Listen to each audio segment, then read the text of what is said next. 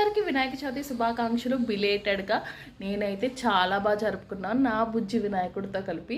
Obviously ఏ పండుగ వస్తే ఇప్పుడు కృష్ణాష్టమి వస్తే నా బుజ్జి కృష్ణుడు అంటాను, ఇదైతే నా బుజ్జి గణపయ్య అంటాను అనమాట. అంతే కదా, మన పిల్లలే మనకి దేవుళ్ళతో సమానం కదా, సో అందుకని చెప్పి అలా అంటాను. సో నాకైతే వినాయక చవితి చాలా ఇష్టం, చాలా అంటే చాలా ఇష్టం.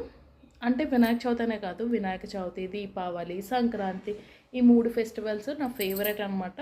ఎందుకంటే ఆ ఫెస్టివల్స్తో నాకు ఎక్కువ మెమరీస్ ఉంటాయి, ఎక్కువ ఎంజాయ్ చేసేదాన్ని. దసరా అంటే ఓన్లీ జస్ట్ హాలిడేస్ వస్తాయి, లైక్ సమ్మర్ హాలిడేస్ ఎలాగ దసరా హాలిడేస్ కూడా నాకు అంతే అనమాట.